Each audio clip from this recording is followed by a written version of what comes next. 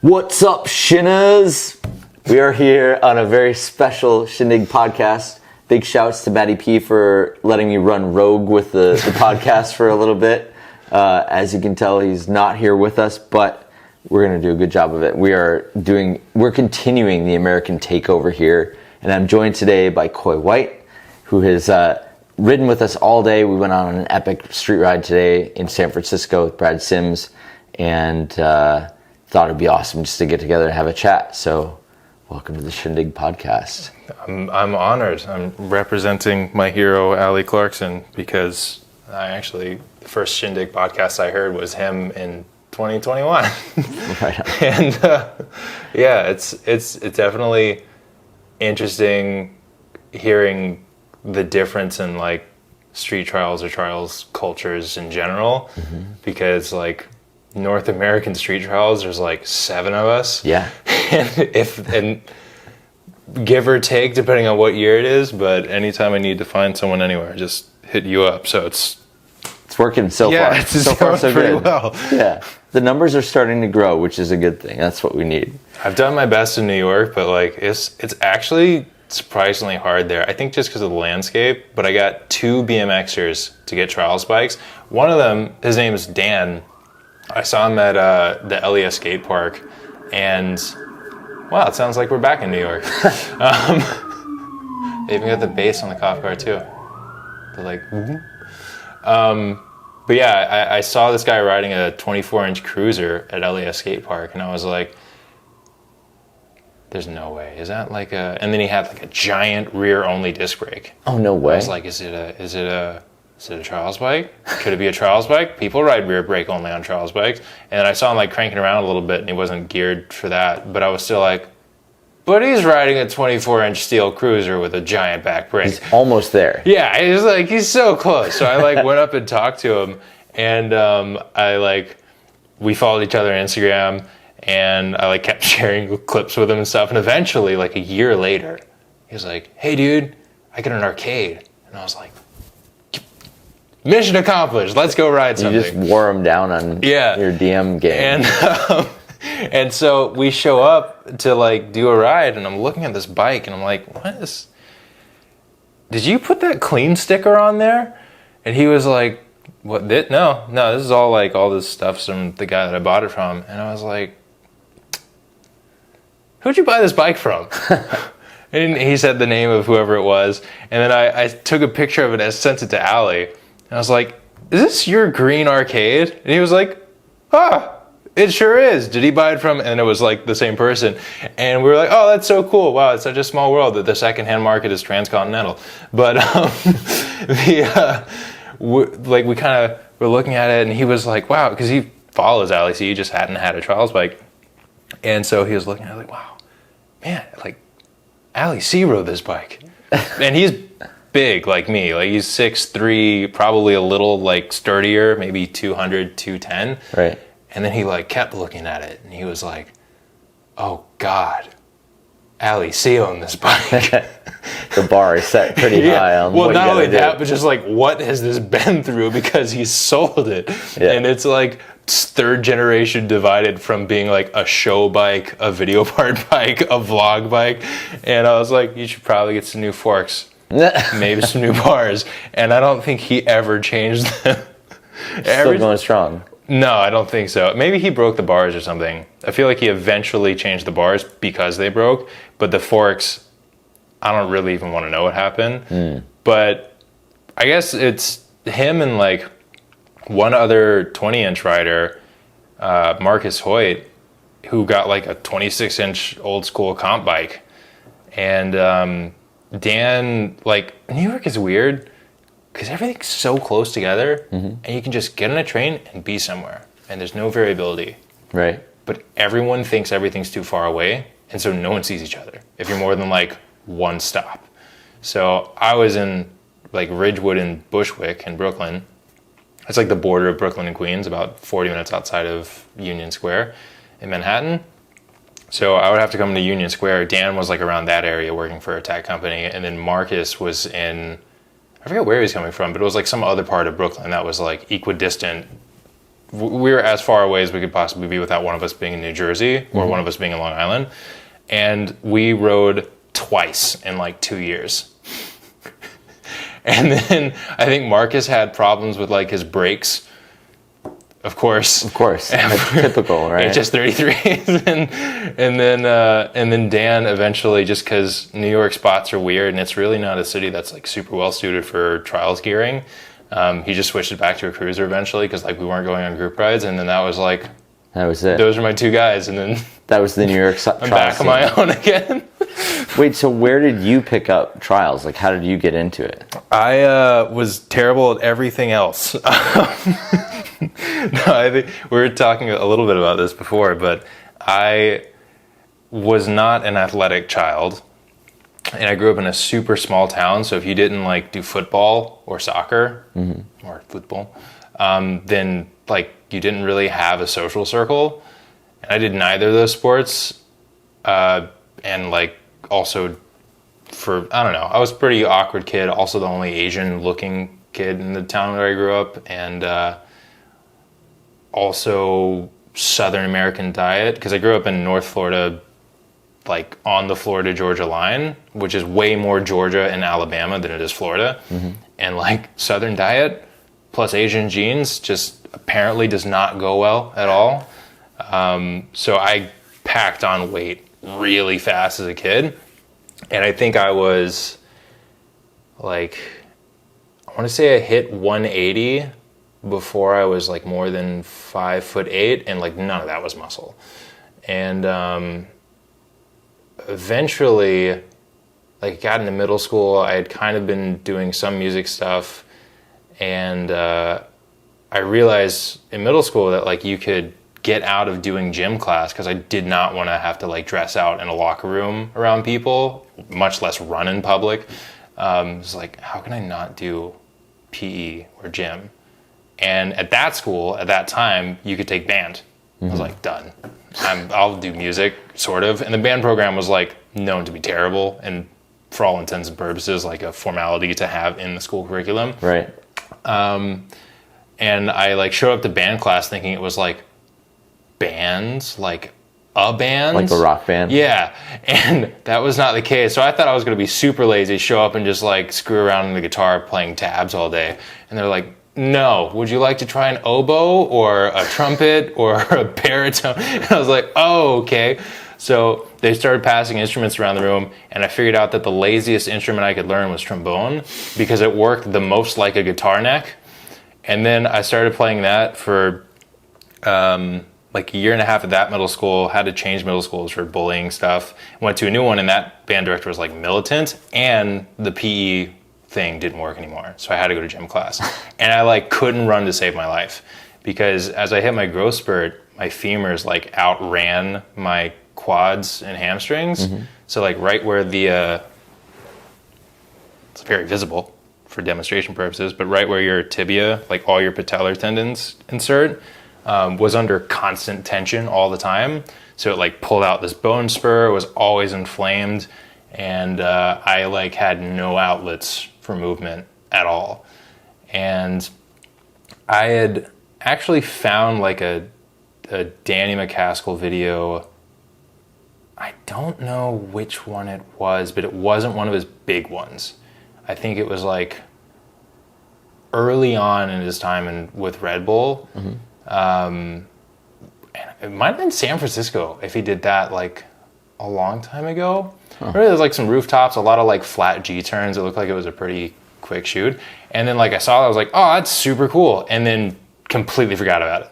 And then I started riding like a cross-country mountain bike that I had gotten, because I just destroyed like Walmart bike after Walmart bike. My parents were like, this cannot go on. And I also got pretty hurt on a couple of them because they broke. And so my parents went to the nearest bike shop, which was like 45 or 50 minutes away, on like a highway, because we were outside of Tallahassee by like an hour.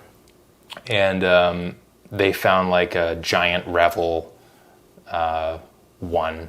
It's like a $500 cross-country bike, and they brought it home, and they're like, maybe you won't break this. Maybe this will survive. Comes with a warranty. And so I used the warranty to pay off the value of the bike in parts twice in the first year. That sounds right. And familiar story for any trials rider. Yeah. And I was just trying to do like literally anything like that was fun, like wheelies, or I kind of got like stoppy pivots. But eventually the forks were so worn out that like the lowers were just jiggling on the stanchions. And then one day I like jumped over a puddle and landed, and then the quick release axle like snapped and the wheel just went to a stop, and I had to walk like 4 miles home or something.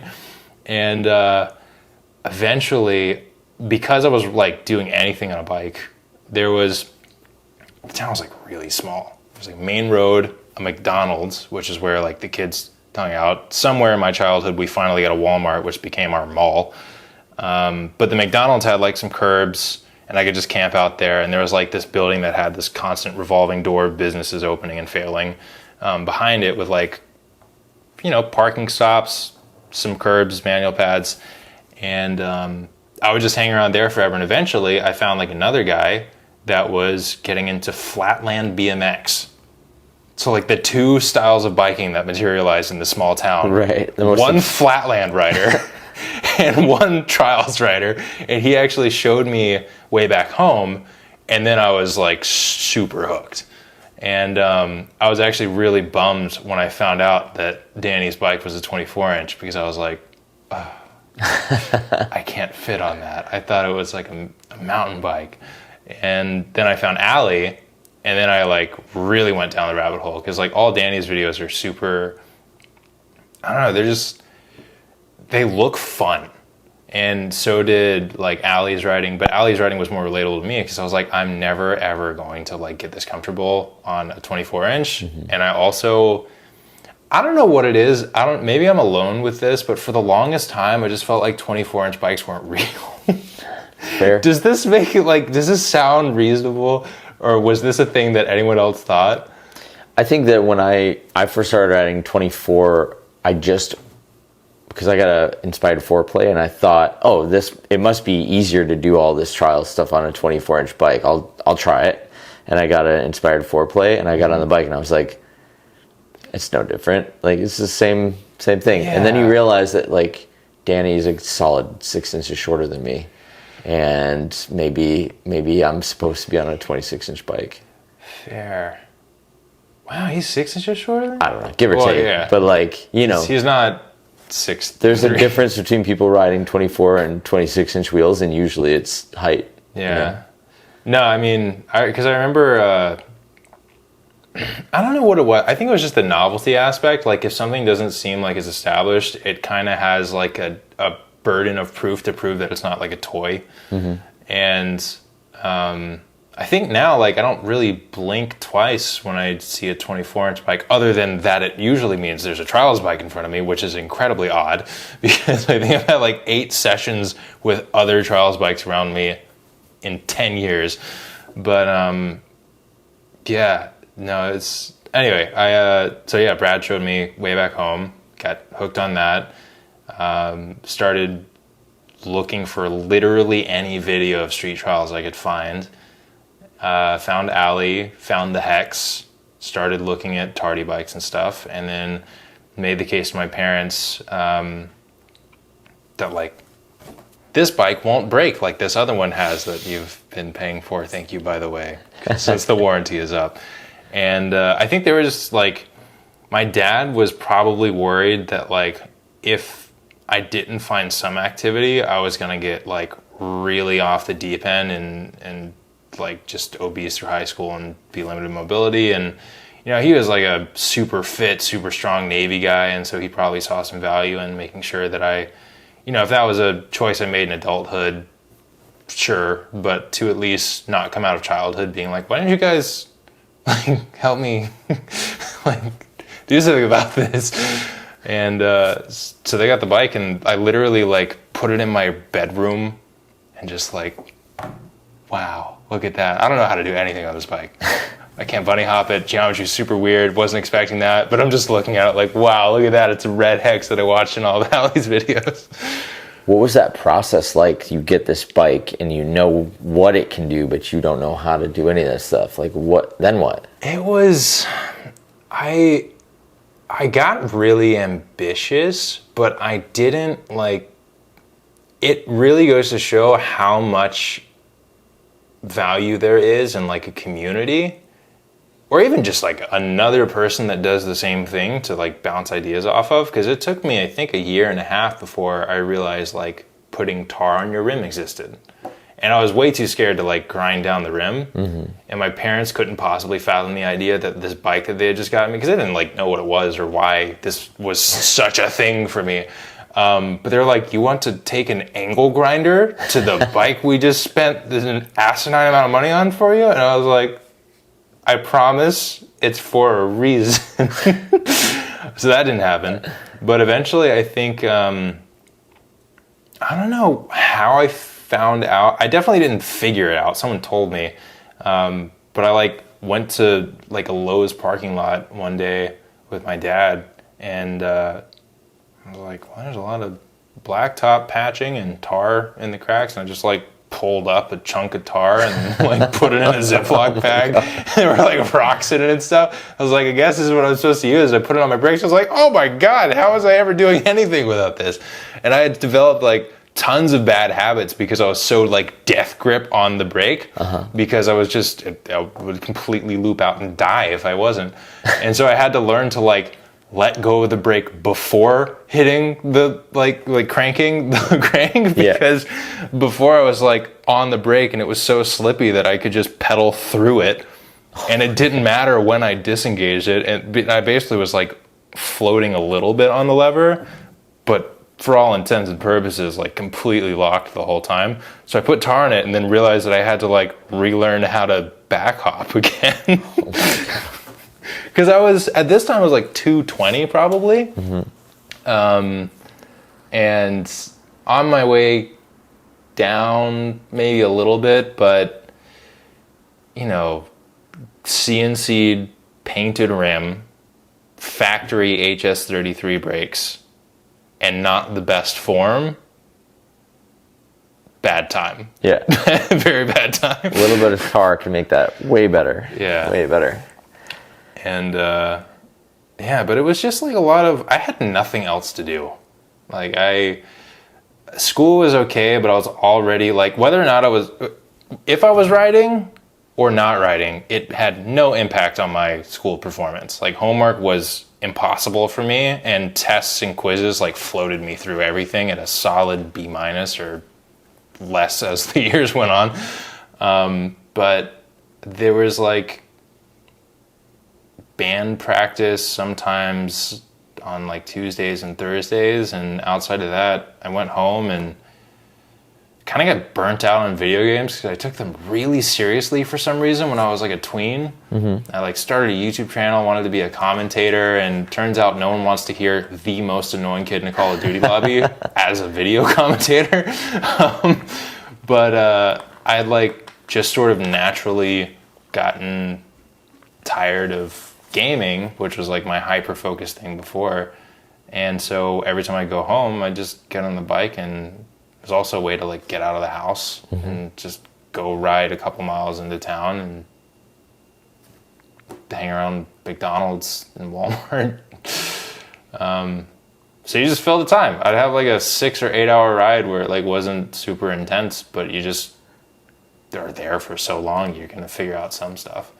Yeah. Spots were at a premium though. There was not the easiest to find.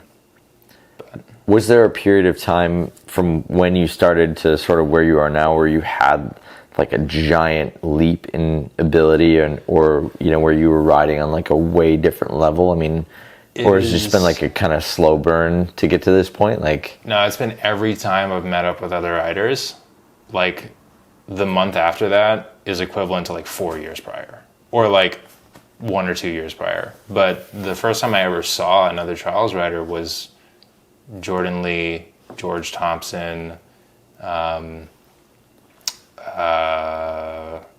two others. Stephen King, and that was like I finished high school, tried to get into some colleges for music, didn't go too well, took a gap year sort of just because what else am I going to do? Yeah, like I guess I'm taking a gap year now, and like practice music stuff. And at the end of that, I like went through the entire sort of traumatizing college admissions process again, because for music you have to go audition in person, like fly to the schools and see like the like mythical orchestra like titans that you have to study under, because all the people that are professors for like Juilliard or Curtis or Eastman are like that city's orchestra's top players. So like if you're auditioning for Manhattan School of Music or Juilliard, like faculty of the New York Philharmonic are on there, and they're like the person that you've been listening to recordings of 6 hours a day for the last 5 years.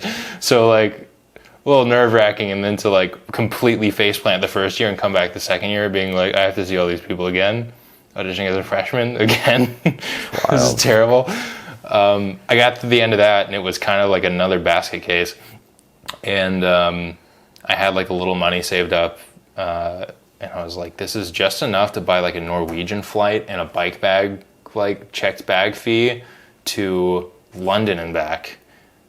And then couch surf if possible down to Southampton, and then like have a $30, I forget what, EasyJet or whatever flight up to Glasgow, and then couch surf there, and then fly back to London and back home. And I think like the whole trip was done for like $1,200 or like $1,500 or something. That's incredible. The dollar was like, it was a great conversion rate for me at the time. Food was like, I was having a ball. But I went over, and I had known like Jordan Lee and George Thompson from Instagram, and we just like posted. I always watched Jordan Lee's Tire Tap clips because I just felt like he had probably the best form of like a tire tap drop that I had seen, and mine was terrible.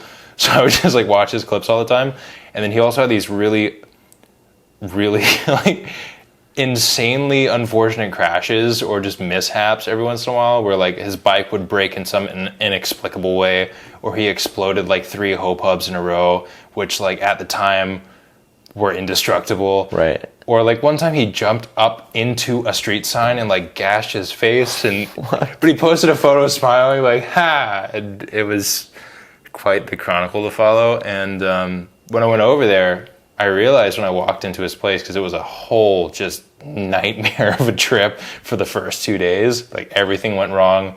Got on a train had like maintenance, had to get on a bus, took a bus to the next train, missed the next train because I was on like the wrong train car. No, I got on the next train, was on the wrong half of the train, because like I've never taken public transit before. There's no people to ride trains where I'm from. Right. So apparently you have to be on one side of like some number of cars or the back, and if you're on the wrong side of the train, they don't open the doors for you. So I got to this stop at like 1 a.m, and the door never opened.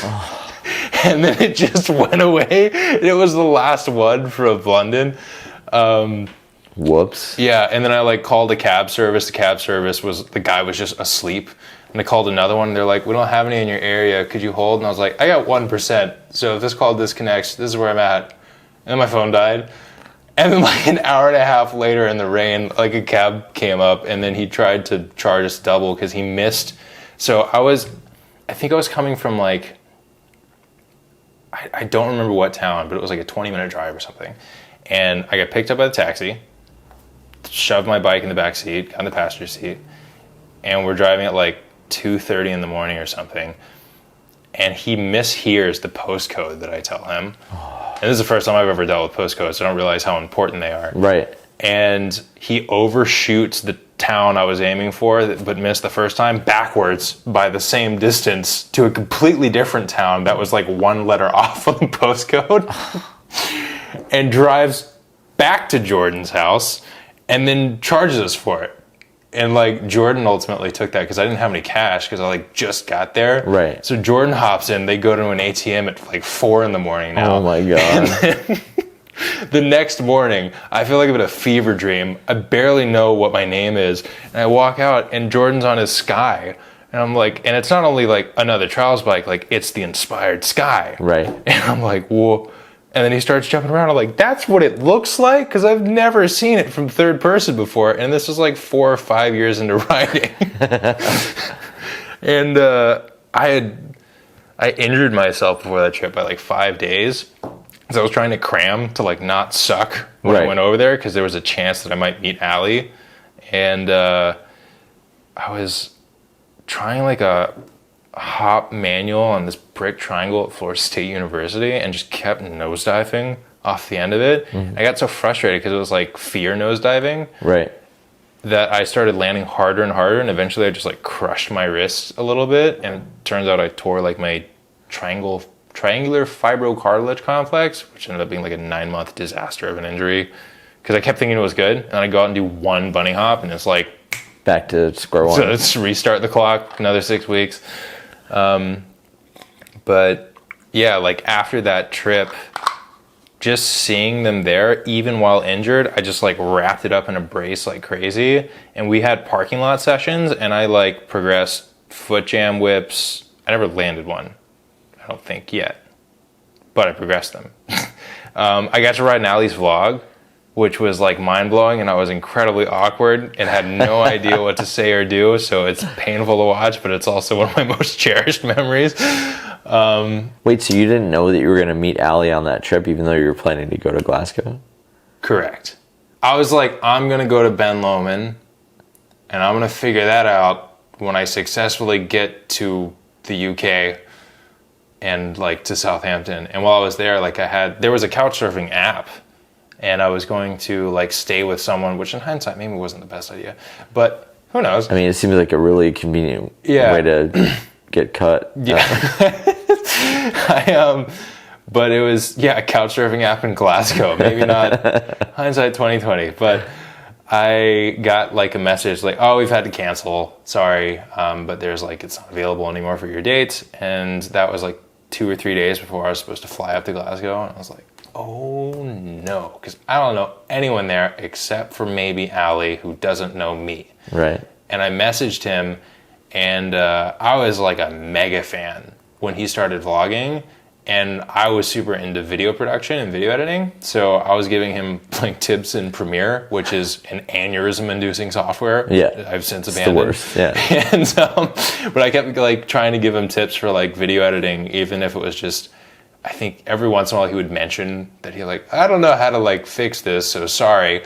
And I'd be like, oh, well you can, and I would give him like the click path and like write it out in the comments like, hope this helps. And apparently he remembered my username, which at the time was like Cashless Productions on YouTube. Cashless Productions, by the way, I need to sleep on your couch. Yeah. I didn't even think about that. It was like some iteration of like a gamer tag that I had. And, but I didn't realize, like, I've never met any of these people. Like, he's just some unobtainium, like, hero of riding to me.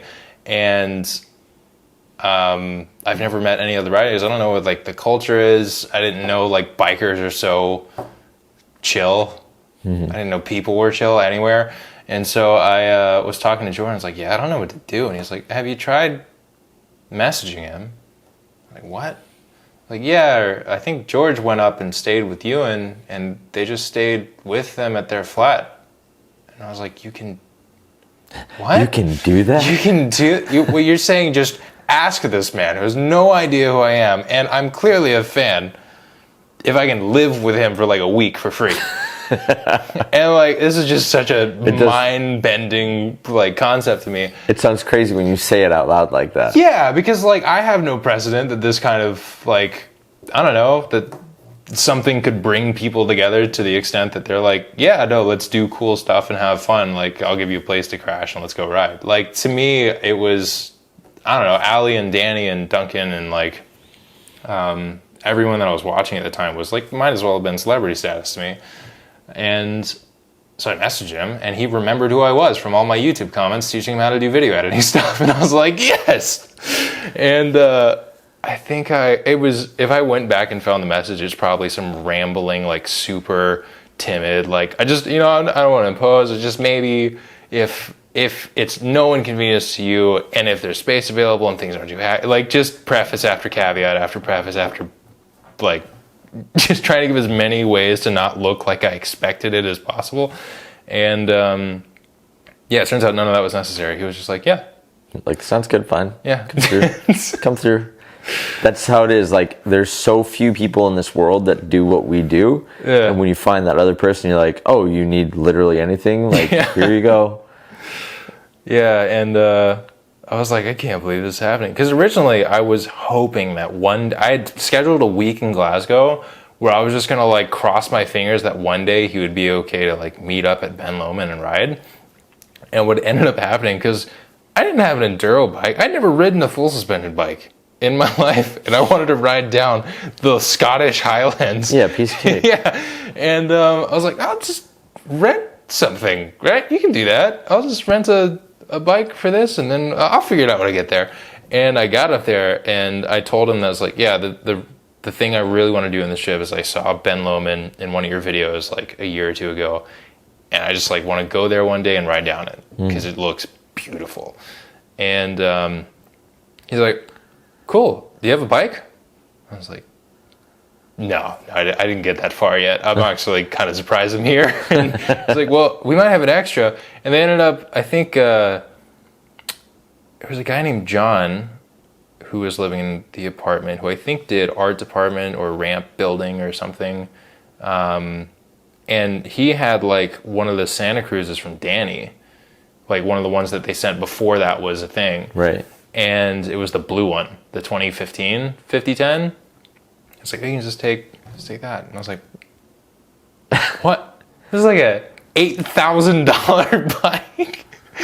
Just send it. Have you ever ridden a full sus before? No. Yeah, it's fine. You'll be. That's a good one to start. The bar set pretty high. Yeah.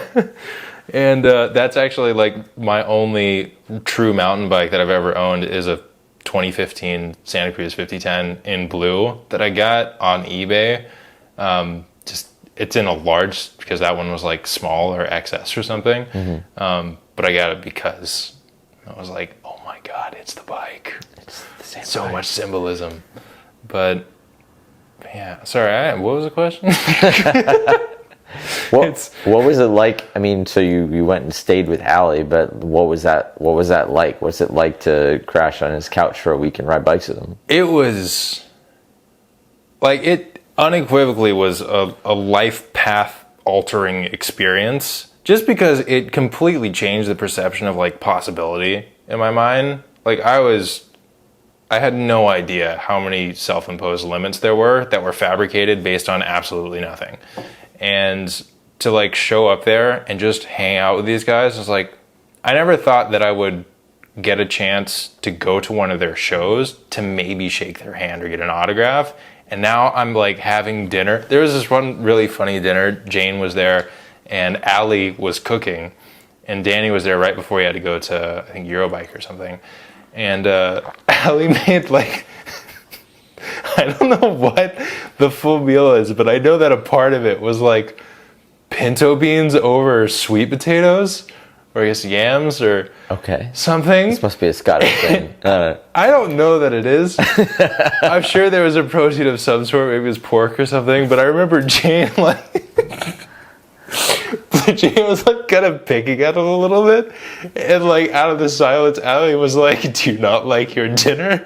And I was like, this is crazy. I feel like we're just a bunch of friends, and, like, it was a couple days in to being there already, but we had gone on a ride.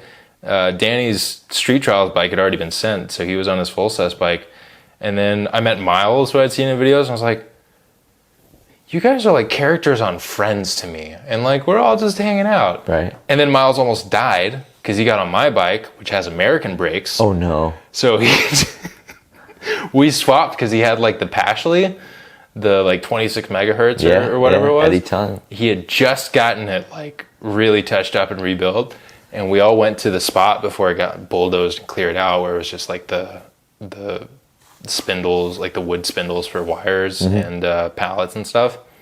And we swapped bikes, And he was like, careful with the brakes. I was like, oh yeah. So I think I messed it up there. But I like took my hand and just didn't cover front brake at all. So like I couldn't get confused on the fingers, and I only had a back brake. And I don't know what, it was kind of chaotic. I think Allie was there, and him and Danny just started climbing over this like iron gate to this abandoned building to just go check it out. And so they were around the corner. I was like, where did they go? And we went to ride around the corner, and I like look back, and there's just a flash of Miles looping out on a manual and landing so hard, like right on his tailbone, which I later found out might have like cracked a rib or something, or his pelvis. I don't know. It was apparently way worse than it looked at the time, because he had like a football match, soccer, after that, and like couldn't go, and then went to the hospital, and like I felt really bad that I broke off Miles on accident. But no, I mean, being with them was just like, they're so nice, and like Danny really is just Danny. Like he acts the same in person, at least around the time that I got to be around him. And I remember he was asking me, he was like, what is it like being a trials rider in the US? And I was like, that's pretty lonely. You guys are actually the second group of people that I've ever seen ride a bike. And the first group was Jordan, George, and Steven, like last week. Right. And I was saying, I was like, but it's kind of cool because, especially like when I got my driver's license, started driving to Tallahassee to ride like university spots, which are way better than what I had in my hometown. People like, no one had seen the movements before. And so they assume, because it's not what they have seen, it's not a BMX bike doing hop manuals or bar spins, or it doesn't look like a bike they've seen before, that they just assume it must be good. You must be really good. I've never seen this before. Therefore, you are probably very skilled, which was absolutely not the case. But it was great because I could like ride on that, and it kind of, just made it more entertaining for me to ride around FSU, which is a pretty lively campus. And I told that to Danny, and his response was, yeah, no, it is great. None of us have to be good. And I was like, you don't get to say that. Like, no. That was the first piece of advice that Jeff Lanowski ever gave me. Like, we did a demo together, and he could tell that I was super nervous, and he came over and he was like, just remember, nobody out there knows how to hop on their back wheel. And that was it. I was like, yeah, he's right. Yeah. It's crazy to think. Like, I've sort of adapted to it now in terms of, well, I guess not adapted to, but I'm just not in a place where anyone, like New York, no one cares about anything. You could do whatever you want there. Impressive, deranged. Mm-hmm. New Yorkers are a different breed. They just keep walking. Right. If you don't touch them, they mind their business and they keep going. But it's definitely something that I didn't realize the value in until like an agency signed me for modeling stuff, that every single job was based around the bike.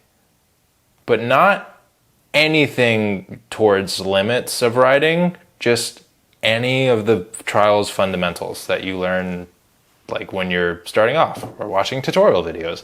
And great place for those.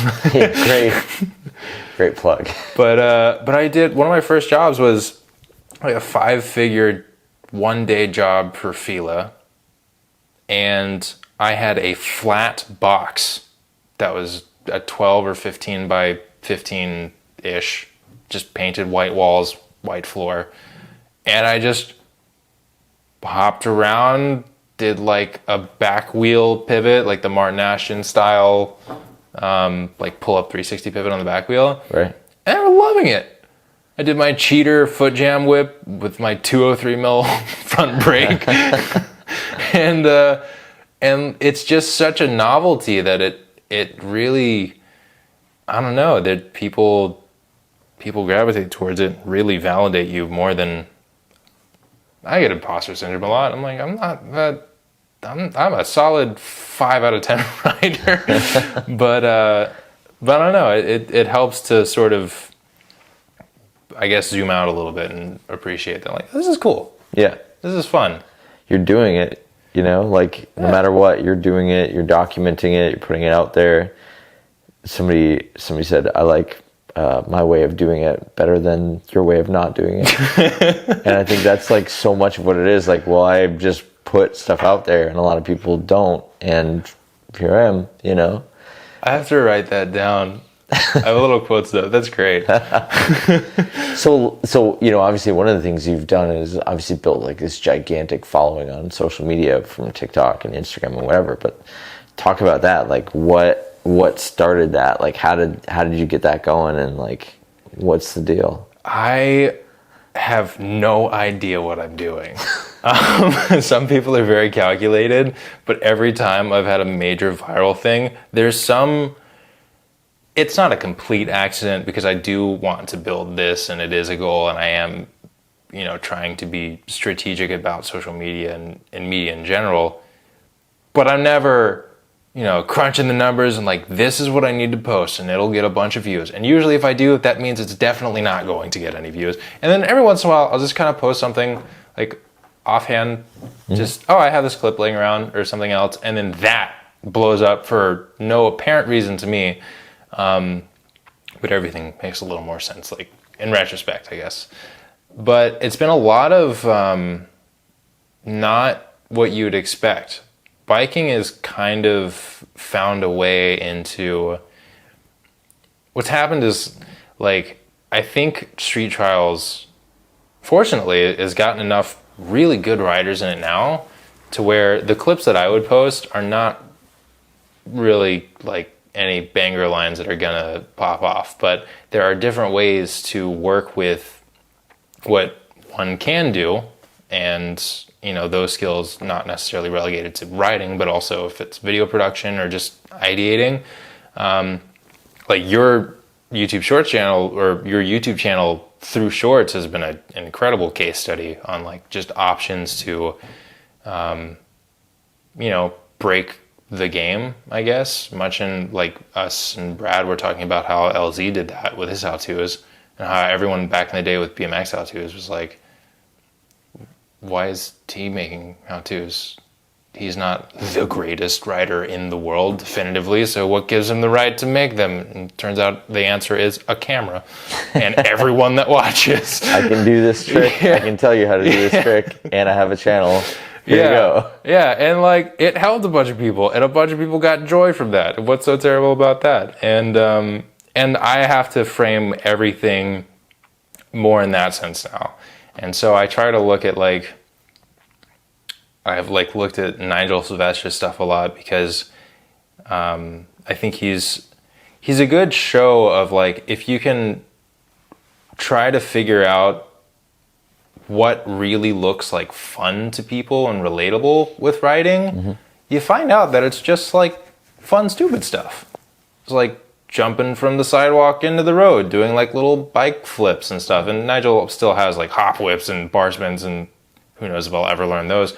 But to keep it like, you know, we get super technical and invested in like that, like up to back was insane. Actually, that's a bad example because everyone's impressed by trials hops, but like, you know, some really technical trials maneuver.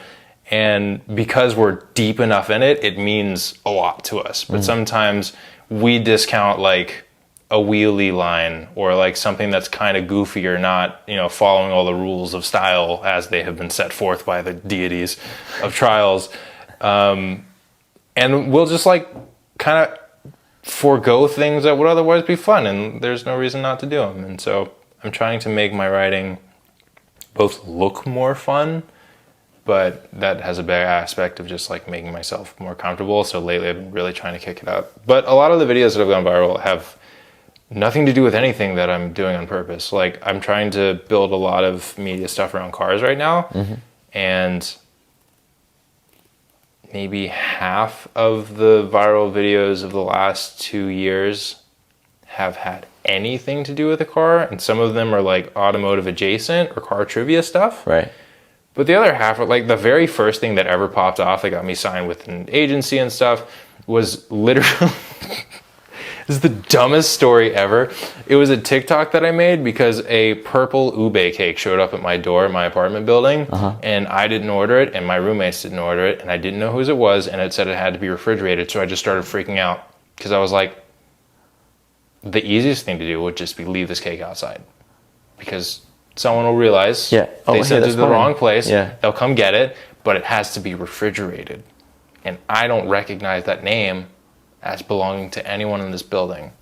And so I just like made a TikTok in a manic like burst of energy saying I'm in New York, some guy named Mark A bought a cake and it showed up at my door, and Mark doesn't live here. Can you all find him for me? Internet, do the internet thing. And then it got like 2 million views or something in like that weekend. And so I tried to spin off like a 4-part series to wrap it up. And it actually being, and the end of it, you can watch it if you want, but I'll give you the spoiler. It just ended up being a coworker at the like enterprise video editing agency that I was leaving. And it was my going away present. But he was in the Philippines. And he ordered it on DoorDash from his account. So I'm thinking like, who do I know? Mark A. I don't know any Mark A's in New York, but I do know one that I spoke to like 5 times a week, every week for the past 3 months. Just trying to hook you up. Yeah, and we were on a Zoom call that, and I was like, yeah, no, I made a TikTok about this thing. Sorry I'm late, guys. It was like 5 or 10 minutes late or something. And I was like, I just posted, this cake showed up at my door. And it's like an ube cake. And they were like, did you, no, what?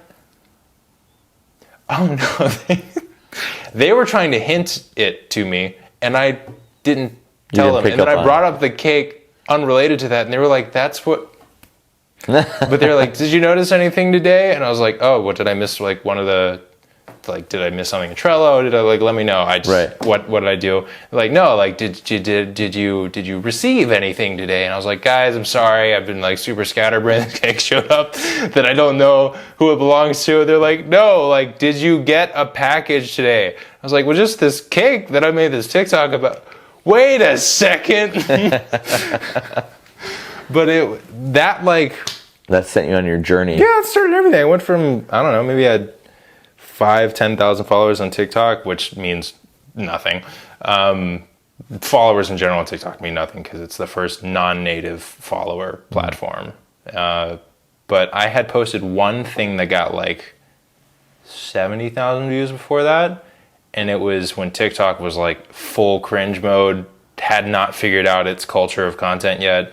But everyone was just trying every single trend that they put on the trending page back when they like basically gave you prompts to give you a fighting chance of make a video about this. Yeah. And one of them was like a stop smoking PSA thing. It was a terrible sound that you could use for it, but I put that over a video, and I was moving out of an apartment right in the middle of lockdown. And I had the Santa Cruz, and I just did front hops on that in a circle. And then I guess people found it really funny because they were like, your upstairs neighbor at 2 a.m. And it's just me in a cleared out apartment on a mountain bike, just doing front hops in a circle. But yeah, like I think that sort of warmed up the account. And then shortly after that was the cake video. That got me an interview with like a modeling agency because my mother agent reached out, who's basically like a scout. And then their job is to place you with like an appropriate booking agency. That booking agency will start to get you jobs and stuff and organize shoots. But your mother agent is like for the clueless people that need a mentor like me, and also more developed people who want like more close management or travel a lot. They can have like one base sort of agent or manager that they speak to. And she found me through that cake video. But then the only reason I got signed with my booking agency, which is like actually turned out to be a very invaluable resource, was because I did biking. And they saw like a little bit of trial stuff, and they were like, what is this? This is different. And it's like, so you're a BMX rider? I'm like, well, Not exactly. It's kind of like a mountain bike. So you're a mountain bike rider. Well, I can ride a mountain bike, sort of. It's just like a street, sort of. And then I just started telling them bike parkour, and they're like, oh, okay, got it. And as labored as it feels to say that every time, people understand it that aren't into biking, and so I keep saying it to them. It's fair. That's exactly, Yeah. It's we have precisions in biking, and that's... I do the hardest possible thing you can do on a bicycle. That's me. Bicycle parkour is probably the closest you could get to like random person trying to understand it. Yeah, it does help a lot. Like, it really gets in there quick because the movement... A lot of people don't realize they have seen trials. Yeah. But no one knows it's called that. It doesn't even need to be called that. Like, we were having a conversation about this a while ago of like, it doesn't really mean anything. It's a holdover from moto trials. Should it just be called something else? I mean, we can find consensus among our peers pretty easily if there's 12 of us. Yeah, like, does it just need a different name that actually means something? Because trials doesn't mean anything to even trials riders, Yeah. Like, it's not related to anything that you're actually doing. What's so bad about bike parkour? No, maybe you should be responsible for the names. You seem to be a lot better at that. I'm working on it. Work in progress. Aren't we all? Rad. Oh, damn. Wait, when did we start? We've been talking for a while. We can wrap this up, but I think the final question is, like, you made it this far. You've obviously doing some things totally right. What's left for you? Like, what do you want to do? Where do you want to go? Where do you want to take your riding? Like, where's it headed? I this year have realized that I try to be like hyper efficient about everything in terms of the amount of time and like how much aptitude or proficiency I get in it. And I kind of got a little, I don't know, I got a little overconfident in the ability to like focus on like a really efficient like skills maintenance routine at the expense of just doing what this writing thing was about in the first place, which is just going out and having fun wandering around aimlessly. And I noticed that even though I could still do most of the same stuff, like I could always get an up to back like a couple inches of bar height, all my like check marks were in place.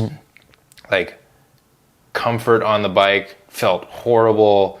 And even when I came here a couple months ago and started working on up to fronts, aiming for like a spot to land on was still something I could do, but it took so much more effort to focus on the spot. Whereas before, when like you have seat time and you're just riding, your body is like acclimated to this thing is now part of your footprint and it's just more of your body. And so it's a lot easier to do that without consciously thinking like, land on the thing, land on that thing right there. And so I started getting really lazy, just like throwing myself at walls. And I think it was problematic, like both because my writing was degrading, but also because like it completely defeated the purpose of this. The ironic twist of having the agencies really pushing me as a writer and all that sort of stuff is that I realized pretty early on that I was not going to be the next Danny or Fabio or, take your pick, or Ali or any of those guys. And so I was like, well, that's good news because this can be like my me thing that I don't ever get, because I have a really bad habit of turning everything that gives me joy into a career stress. And I was like, well, I can have this thing. Like, I can make the decision now to like, this will be my thing. It won't ever get muddied up by like commercial interest or anything. And I don't think I'm leaving much on the table because like, I'm not going to be one of the mega super great writers in the space. And then it started being the only thing that was paying any bills. And so it goes. And then, as soon as that happened and other projects came up, I like neglected it, and it's time to really start, giving it its due again, because,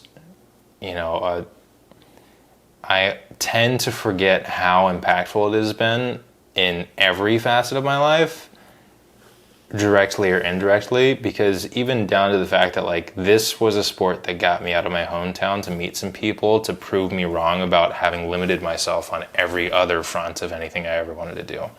And now I might have overcorrected, and I might be trying to do everything I want to do, which is maybe also not the perfect strategy. But you know, if you ever want to find the middle ground, you have to vacillate a little bit from either pole. And I don't know that would have ever started if I hadn't like gotten into trials and like been immersed with the other types of people in this sport, because like it really is a sport that you do because you want to. I'm like in drifting in cars, and that's very much the same with that, because there's no practical advantage to modifying a car to drift. Right. There is no engineering dollars from factories going into drifting to develop things for passenger cars. Zero improvements will come from the sport. But it's just fun, and like everyone's there because like they're the same kind of crazy in a certain way, and I think the more people like that get around each other, the better in general. And like more things need to be for fun. Mm-hmm. Spot on. Hey, we're a special kind of crazy. Yeah, a very particular. Also, a lot of us seem to be engineers for some reason. But yeah, you know, that's not the worst thing. Could be worse. Maybe I should be an engineer. Should I be an engineer? I'm not, but a lot of people that I ride with are. Fair enough. Sweet. Well, it seems like a good place to wrap things up. Do you have any final words for the trials community? Keep going and defer the renaming of the sport to Aaron. And come visit New York. Or San Francisco, where we are now. Yeah, San Francisco. Just America? Me? Come visit America. Say hi. Please. Until then, the American invasion continues. That's where we'll wrap it up here. Thanks for listening to the Shindig podcast. Bye-bye.